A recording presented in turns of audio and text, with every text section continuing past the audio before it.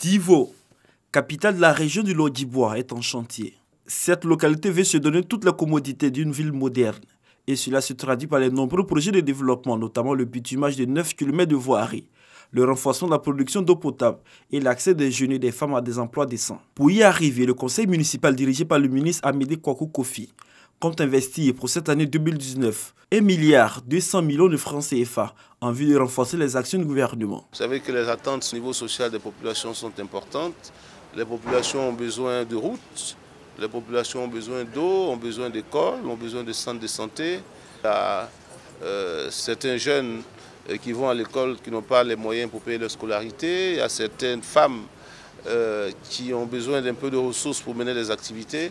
Il faut aussi appuyer les handicapés, les chefs, tout ça est pris en compte dans le budget 2019. Au cours de cette rencontre de la municipalité, les conseillers municipaux ont évoqué la question de l'insécurité qui gangrène la région de Lodibois et principalement la ville de Divo. Plusieurs cas d'agression et de vol sont constatés au quotidien. Le maire et son équipe ont promis d'apporter une solution. Nous avons pris l'engagement de travailler avec les services de police et de gendarmerie pour voir comment est-ce qu'on peut adresser cette question, comment est-ce qu'on peut apporter des solutions pour que nos populations vivent dans la tranquillité. Le préfet des régions a appelé les membres du conseil municipal et l'ensemble de la population du Lodibois au renforcement de la cohésion sociale et de l'unité.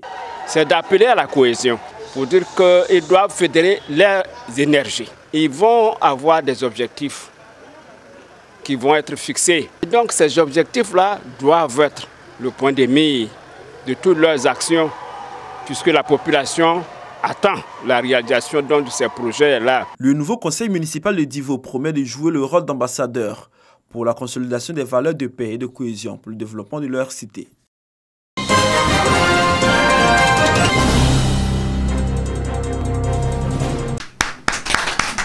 C'est avec des acclamations que s'est scellé cet accord de partenariat entre la Chambre nationale de promoteurs et constructeurs agréés de Côte d'Ivoire, CNPCC, et l'Union interfédérale des associations féminines et des Ivoiriennes de France. Une bonne nouvelle qui permettra la sortie de terre de 500 logements pour le compte de cette diaspora ivoirienne. Aujourd'hui, c'est un rêve qui est en train de se réaliser parce qu'on a commencé à travailler sur ce projet il y a 2 ans de cela.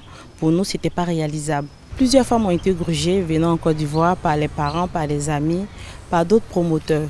Donc on a décidé de se mettre ensemble, de venir solliciter un opérateur et puis de mettre un projet en place pour que toutes les femmes, à travers la fédération, aient accès à l'immobilier en Côte d'Ivoire.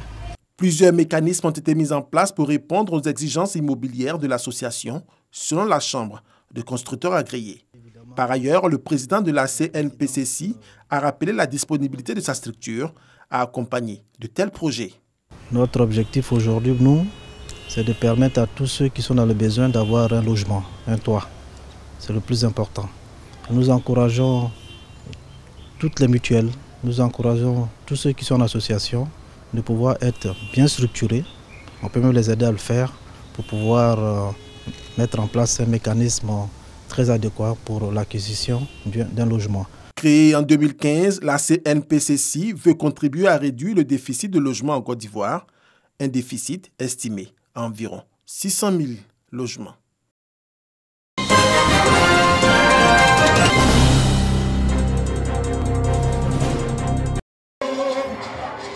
Ils sont venus de tous les diocèses de Côte d'Ivoire pour prendre part à cette rentrée pastorale, les aumôniers militaires catholiques. À la cathédrale Saint-Jean-Baptiste de Korogo, en présence des autorités politiques et administratives, la première messe des activités de l'aumônerie militaire catholique.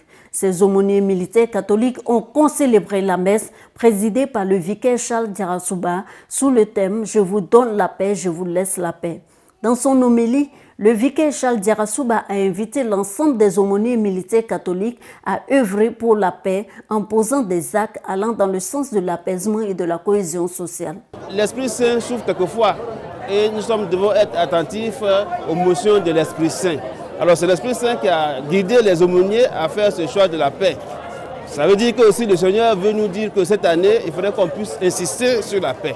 Et sans la paix, on ne peut rien construire de solide. Après avoir fait la guerre, nous estimons que nous, les militaires, chrétiens catholiques notamment, avons le devoir de construire une paix durable et généreuse de tous les fils de la Côte d'Ivoire. L'aumônerie militaire regroupe l'ensemble des militaires et gendarmes, ainsi que les corps paramilitaires tels que les douaniers, les policiers, les hauts et forêts et les affaires maritimes et portuaires.